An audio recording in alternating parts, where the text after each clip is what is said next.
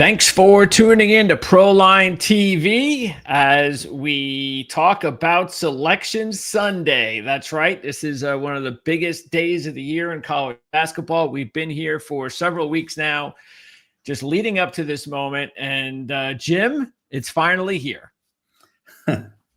It's finally here. March Madness, and then March Insanity, and now we go into I think the conference tournament stuff is actually harder work than the NC2A and all the NITs and all the other stuff that comes, because there's a little bit of spacing involved now that we go forward, where it's every day, every hour, every minute, when the conference tournaments are going on, and you have 30 some conference tournaments, and they're playing from 8 o'clock in the morning till not 10 at night. And then you got, with me, you got all the in-game betting and all the propositions. I mean, it's like I call it, March is sleep optional.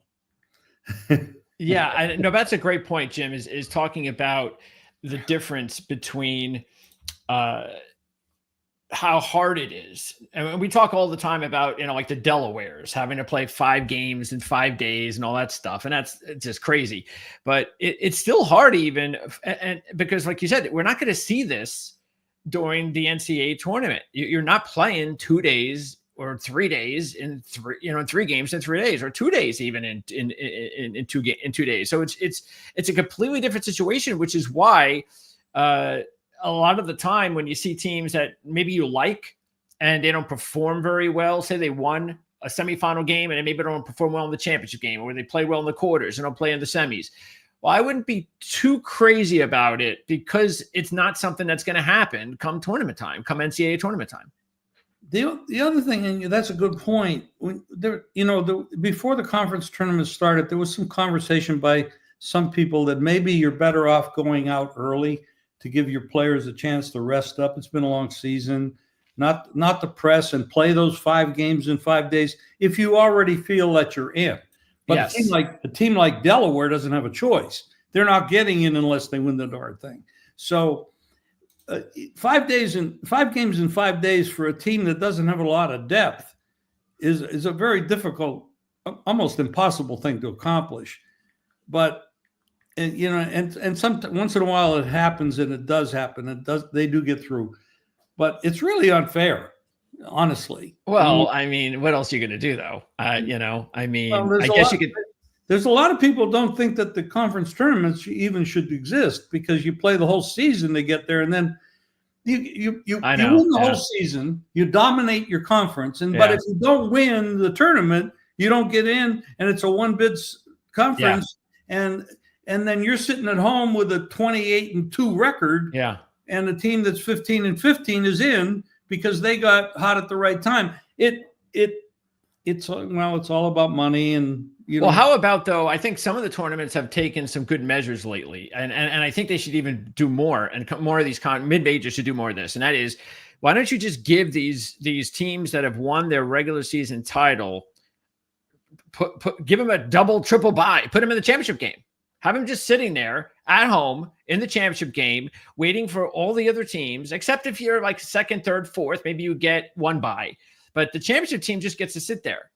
And now he's going to have to win a game, but at least all he has to do is win one game, while the other teams have got to win 2, 3, 4 games. So at least we're not seeing to that extent, but I do like the fact that there are some conferences, like look at the Ivy that we're going to talk about today. That's like the first game that we're going to talk about, actually. Maybe it's a good segue, is that they just play semis. That's it. Top 4 teams, you win 2 games, you're in. Now, there's no buys for, say, Yale, because they're number 1. They haven't done that. But, I mean, at least some of these mid-majors have it right with the double buys and things of that nature. It's right. I agree with you, a modification of what's being done now. Maybe not 1 game, maybe 2 instead of 5. But, but the thing is, and we can't ever put this out of our minds, money has dominated everything. And they play these games to make more money. And as long as money is in control, you're going to have decisions that somehow on a fairness level don't make a lot of sense. When it comes to the pocketbook, it's a whole different way of looking at things. The prospectus and the projections and it's all about the money. The money always dominates, and it's not always fair to do it that way, but that's the way it's been for a long time. And now we have these very wealthy schools with very wealthy donors putting all this money up for the NIL, and that's got to be wheeled back as well. So yeah, and by the way, that's a good point that we need, that we're going to talk about tonight for sure. We're going to have our live. By the way, we are live on our channel now. We're going to be talking live tonight at 8 Eastern, 5 Vegas time. We're going to do a instant reaction to the bracket. Matter of fact, we probably will also give a little bit of, not say 100% predictions, unless some of the guys already know exactly what they're going to do with those first 4 games. But since we're not going to have our official tournament preview show until Wednesday, which we'll already see one of the first 4 days on Tuesday, we'll get a jump start on that as well. So check that out later tonight, 8 o'clock live. We're going to take a look at the bracket, early reaction, maybe even give you some insight on the first 4 games, because we'll get odds. That's the cool thing too, is that by waiting an hour, we're going to get odds on everything. All the odds come out like instantaneously, which is cool. But we have ourselves some tournament action still to go before the brackets are released. And the one game, as I mentioned, that we might as well just go ahead and start off with is the Ivy League between Yale and Cornell. No surprise, you got the 2 teams. Matter of fact, you did a video, a short, a couple of days ago, Jim, and figured that these would be the 2 teams in the championship game, and that Cornell would be an interesting dog. And they sit there as a 5.5-point dog in this one, keeping in mind that Yale is only 2-5 against the spread in their last 7 games. And Cornell has won 5 straight up and against the spread. So what do you think about this matchup? Yale, by the way, swept Cornell this year, including a 15-point win on the road, and they've beaten Cornell 6 of the last 7. Well, you can't argue with what's happened so far, as far as how they dominated and have won 5 of the whatever it is you just mentioned. But I think the spread's a little too high. And I would recommend anybody, if they can grab a 6 on this, I think that's the right side. They've played, like you said, this will be their third time this year. Both are playing well right now. And yeah, you can make a case that maybe Yale, without all the other factors in the dominating in the series and stuff, you could make the game maybe 7. But with all the other factors involved here, and the fact that Cornell has actually played a little bit better than Yale in the last 8 games, and also in the last 4 games, we're talking numbers. We're talking power ratings, numbers, et cetera, and we have the double revenge in there, and I think Cornell's the bet here.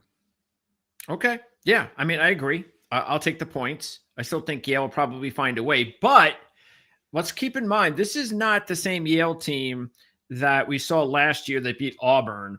And the reason being, you might have saw on that Michigan-Maryland game yesterday, one of their top player, Danny Wolf, who now plays for Michigan, speaking of the transfer, the NIL deal that you were mentioning before, Jim. And that is something that we'll talk about later tonight and definitely on Wednesday, because you really have to take a look at how some teams are playing now at this time of year that might have a bunch of transfers, because maybe they're just gelling now. And those teams that are gelling now with all the transfers and things of that nature, those could be some really dangerous teams to keep an eye on when we take a look at the bracket. But yeah, Yale would be that much better if they had Danny Wolf still on this team. And yet they're still, just 1 game away from getting back to the tournament again. And in North Carolina, it'd be better if they had Michael Jordan back. Yeah, there you go. That's the way we're going to have to talk about the transfer portal here from now on. All right. So let's go ahead and move on to the next one. This is going to be at 1 o'clock. This is the what do we got here? This is the which conference is this one again? This is Mason Virginia Commonwealth, right? Yeah, this is George Mason, VCU. And we have not a surprise that we have these 2 teams in the championship game. where you take, matter of fact, we talked about this game a few weeks ago when we were doing one of our Friday shows, that they were playing each other at VCU, and VCU was a big favorite. They were favored by, what was it? I forget what they were favored by, but it was a big number. 11. And they wound up beating George Mason by 16. Yeah, it was 11-point favorite. They wound up beating him by 16. That was their 5th straight win against George Mason. The game was close. Matter of fact, I believe George Mason had the lead at halftime, but George Mason does not have an offense, and VCU was just able to kind of wear him down. Yeah, but they're dangerous. They're well coached. It's a dangerous situation. I make the game, again, college basketball to me is about situations, about the narratives that you can make on the game. But I can't make this game any more than the line is. And, matter of fact, Mark had a big play on Mason yesterday. Congratulations to Mark. Yeah, weren't you surprised that George Mason was getting points from St. Joe's? Well, it was a 1-point game. It was basically even. They won by 10. I mean, it was a great game. But they had all, this isn't the strongest league in the world, but Virginia Commonwealth is definitely the better of the teams. But when you look at the records, there's only a 2-game difference in how many games they've won. I make the game around the number. I'm not playing this game. I don't see any real advantage to it.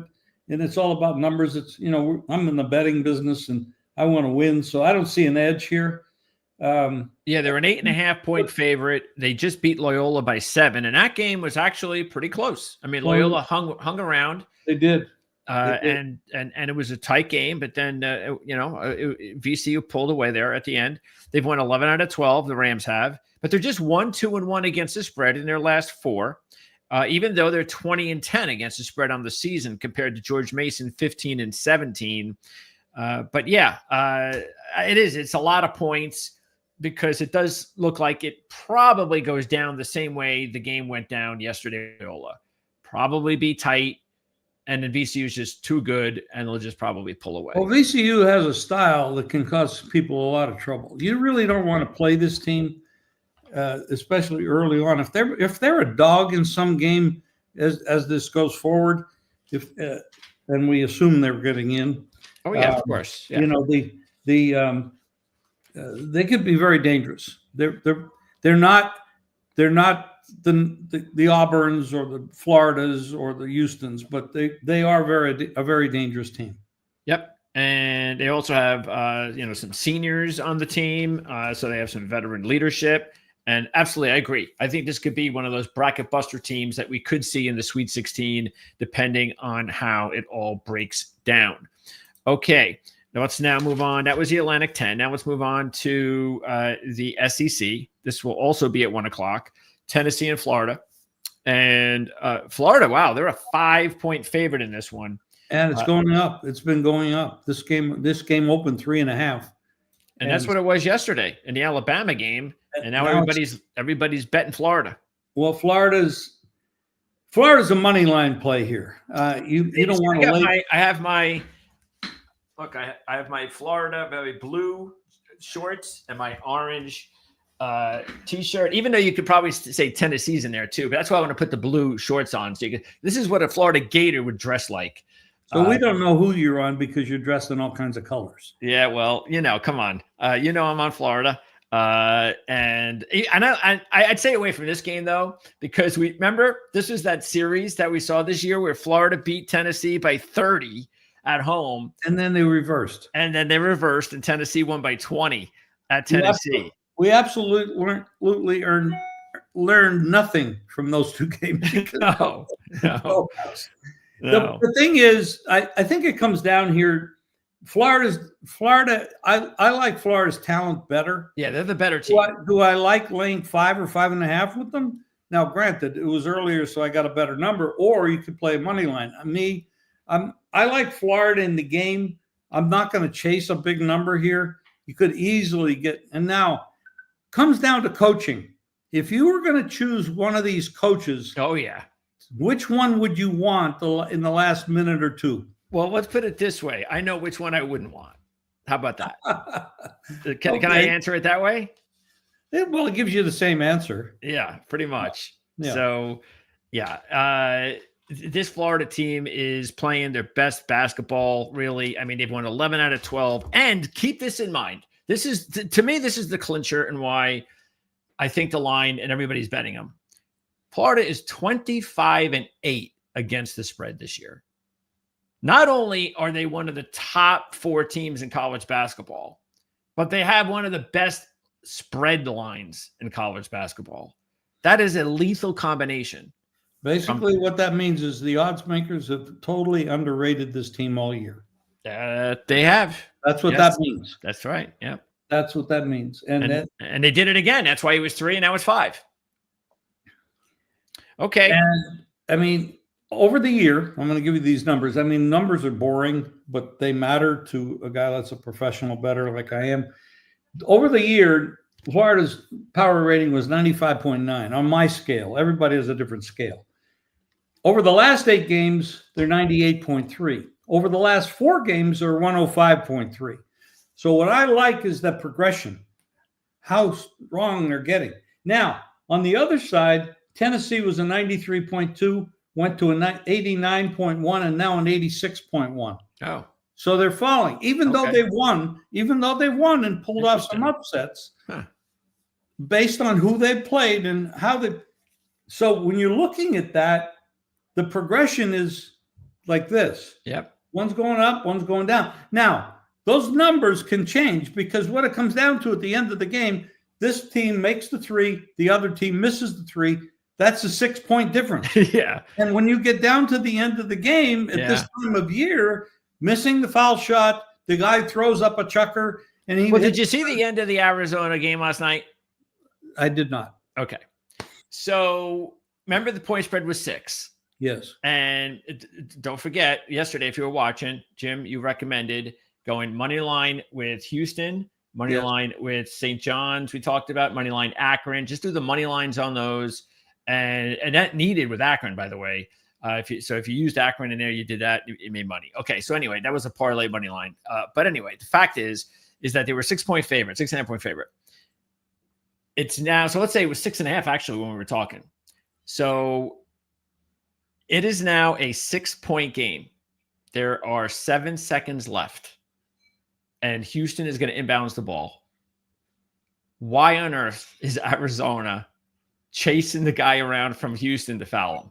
Why? The game is over. It's 6 with 7 seconds to go. It's ridiculous. What are you doing? And so what happens? He goes to the free throw line. Yeah. He makes, I think, 1 of 2. I don't know if he made both. I think he made 1 of 2. So now they're covering. So now the Arizona comes on the court. The player goes up to the 3-point line, fakes it. Guy jumps up, throws it up there. Buzzer, misses. That's exactly what you're talking about right there. Exactly. It's a bad beat. It's a basketball player that isn't thinking. He's just doing what he normally does. And you know, it's just. And the funny thing too is that he was running after the guy, and it looked like he basically barely touched him. It's like the ref shouldn't have even called a foul.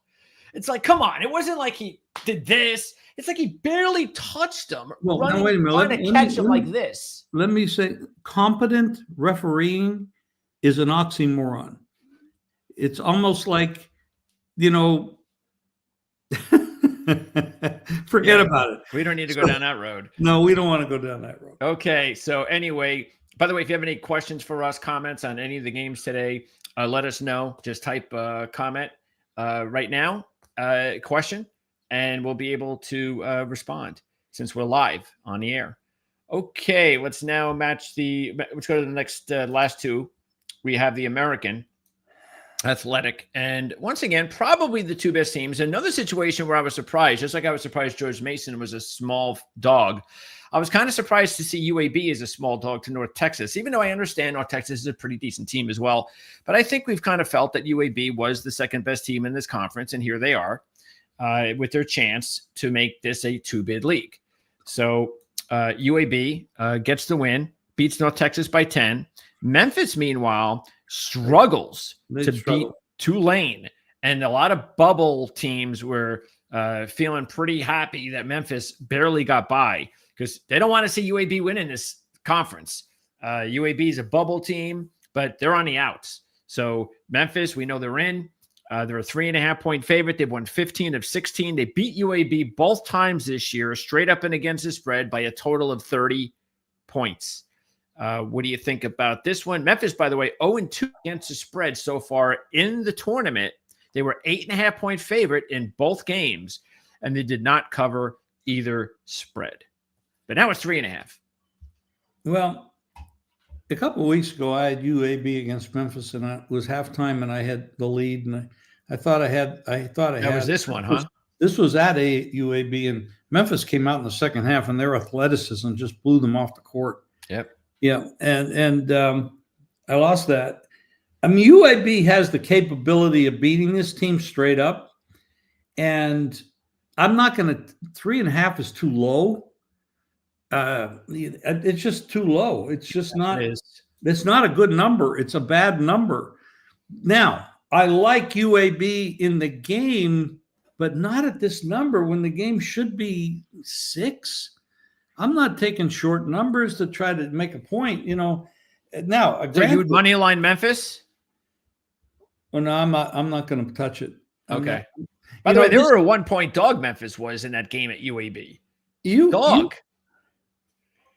So I mean, Memphis has the ability to win this game, but by more than that number. But this is UAB's game to show up. Yep. Because it's so much more important. Yep. So I want to be on UAB, but I don't want to take 2 points or 3 points, the worst of it. Okay. You're not going to make money over a long period of time doing that. So to me, it's an in-game bet for me. I'm going to watch it, and I hope that, you know, that I see something in the game that leads me to either a total bet or a side bet based on what's going on in the game.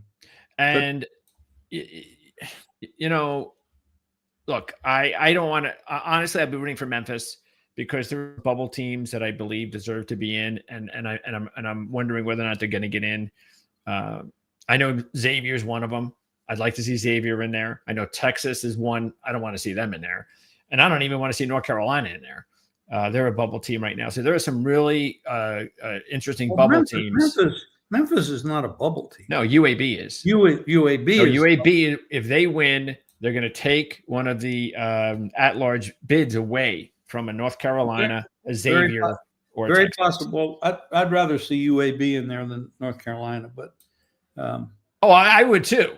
But I wouldn't want to see UAB in over Xavier. I just try to give the little guy a shot. Sure. You know what I mean? Well, hey, you know what? If you're a tournament team, then beat Memphis. So there you go. It's right in front of you. If you got the chance, go do it. Okay. Final game, Big Ten. And look, we talked about this when the tournament started, that this was a wide open conference, that any of these teams, 6-7 of these Big Ten teams could have won. And that's basically what's happening. If you liked Michigan State before the Big Ten tournament began, don't change your mind, because they're probably feeling better that they don't have to play another game and they can get serious with the NCAA tournament. Trust me, Tom Izzo didn't care. But now you have a Wisconsin and Michigan teams that needed to kind of get going, because Michigan, of course, had that losing streak before the season ended. Wisconsin was not playing nowhere near as good as they were playing when they were making that run about a month ago. So both teams really kind of needed some momentum, and now they've got it. Now they're in the championship game, and Wisconsin's a 3.5-point favorite. Michigan beat Wisconsin a long time ago, December the 3rd, as a 3-point dog on the road, and that is actually the third straight win for Michigan over the Badgers, both straight up and against the spread.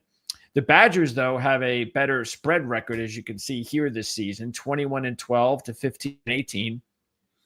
Both teams are coming off upsets. Of course, Wisconsin upset Michigan State. And Michigan and Maryland, what a great game that was. What a back and forth game that was. Like both teams were like going up 5 and they had double-digit leads, and it was like going back and forth. That was a great game. Yeah. And then at the very end, Michigan goes coast to coast. Or of course, Michigan's guard went coast to coast and laid it up with less than a second to go for the win. And look, Maryland is also a good team. Maryland is going to be a good team to keep an eye on. Maryland is a dark horse that could win the whole thing. Yeah, so we'll see who they're matched up with. We're going to definitely be zeroing in on them as well. But anyway, Michigan getting 3.5 from Wisconsin. What do you like? Money line Wisconsin. Okay. That's it. Going into the tournament, Wisconsin's won 3 straight, and they've been shooting lights out from downtown. But going into the tournament, they were hitting like 25% from downtown. Now they're going crazy. Now they can't miss. See, and if they keep, you're not going to beat them if they can keep shooting those threes like that, which is the most fickle of all statistics in basketball, which has basically ruined basketball. The 3-point shot, either you make them or you don't. You make them, you win. You don't, you go home. So, and right now they are on fire from downtown, on fire. Well, they were 59% against UCLA. They cooled off a little bit against Michigan State. But who the hell fits 59% of their threes? Yeah. Who does that? Yeah. So, but that's the other thing, is that we're now in an era, which is why, and we'll talk about this later on tonight too. Initially when I started hearing about, they got to add teams, my first reaction was, come on. We got 68. What do we need more teams for? But I think now that we're in a different era with the transfer portal, and I just look at the teams now that are on the bubble, and I'm saying to myself, the teams that are not going to make it, like those last 4 or 5 teams, or the teams we just talked about, North Carolina, Xavier, Texas, let's say they don't make it. There is no difference between those 3 teams and about the top 5 that make it, that are on the bubble. No difference at all. You put them on the court, 50-50, either team can win. So, if you want to add teams to the tournament now, I'm a little bit more open to it. And I just am starting to also feel pretty good about what we're going to get into, Jim, starting on Tuesday with this tournament. You looked at Auburn. What have they allowed? Lost 3 out of 4. Yeah, they're really not playing that well right now. No. Yeah. Houston obviously is playing great. Florida's playing great. That's true. But the 2 favorites, Duke and Auburn, Duke's got the injury to Flag. He may not even play until the Sweet 16. It's a possibility. They might hold him out. They may not need him. But the fact is that these are vulnerable number 1 seeds for the most part. And I think it's going to – now, I'm not saying that – no. Remember, a lot of number 1 seeds most of the time don't make it. Usually it's like 1 or 2 at the most make it to the Final 4. Well, I would say that's even more so this year. And there's a lot of very good teams. Even if Auburn is the number 1 team, you can't deny that Florida and Alabama and Tennessee – all these teams can beat them. Yep. And they have. It's just it's so widespread and there's so much talent. And then you look at Texas Tech and Houston, and you could. How about St. John's? God. Yeah. This is going to be a great tournament. But I would not think that if the odds makers have to make the numbers, and which is a tough job to begin with. You can't deny that every dog could win every game. It's just that when it gets to that high level, these games, it comes down to a free throw. It comes down to a missed shot, and comes down to a ref's call that shouldn't be made or should be made. Yeah. It's wild. And we're going to break it all down with our bracket special tonight at 8:00 Eastern. And what I'm going to really enjoy the most about looking at the bracket is we're zeroing in quickly on, okay, when we start looking at it and it starts to unfold, we have several teams in mind that we know that we want, like some long shots or sleeper teams that we are going to back. And who are they what region are they going to? Who are they going to be matched up with? And one of those teams is the team that you liked as your top play yesterday, and we have just really fallen in love with over the past couple of weeks, is Colorado State. They have not just beaten teams, they are killing teams. They're in the destroyer mode. They have won 10 straight games straight up and against the spread by 8 or more points. And they're playing all the best teams from the Mountain West. So, but there are other teams like the key to that analysis is exactly the last part of the sentence. It's the Mountain West. Sure. So this is not At least the they're blowing them out, SEC. though. At This least they're is blowing not them the out. SEC. This is not the Big Ten. This is Mhm. not the Big 12. It's the Mountain West. So we have to consider strength of schedule as we go forward here. The thing is, though, is that that'll be on our side because Yeah. they're going to be dogs against the better teams. And so, hopefully, see, I don't want to. This is what I hate about the bracket. It happens to me every year. So every year I take a handful of teams that I like, that I'm going to follow those teams. And the committee always seems to like either put them in the same region or the same like first round, or it's just or against the wrong teams. They don't want to give them a chance to go any further. No, and it kills me. So watch Colorado State, watch their first round matchup be against another team that we like a top program from one of the power conferences. Of course, that's what they do that all the time. Of course, so, you gotta expect it. Yeah, hopefully we'll get lucky this time around. But again, we're going to talk about that tonight at 8 o'clock Eastern, 5 o'clock Vegas. Hoping to get Andy Isco with us, Tony Mejia. I know they're all going to be busy. I know Mark's going right to the dungeon right after the brackets are released. So we're not really going to be able to hook up with Mark, unfortunately, even though Mark already told me that since we're going to be live, that he is going to feed me, since he's going to be working on the newsletter already. And we're going to have a link in the description of this video on how you can purchase the newsletter, the college basketball tournament newsletter, the playbook one you can't handicap the tournament without. Mark is going to feed me some really good trends along the way. So he knows we'll be on at 8, and he's going to text me and he's going to say, here, go ahead. Let them know about this, that, or the other thing. You can't give them all out because he's going to save those for the newsletter. You got to purchase that, but he's going to throw a few of them at me, and then we'll talk about it on the show tonight. So you don't want to miss that. We're going to give you some really cool trends early on, and we'll give them on Wednesday's show, of course, as well, when Mark's going to be on and everybody's going to be on, and we're going to have all these really cool predictions and tournament historical trends. And Mark's got that list. I can't wait for Mark's list. Mark's got that list.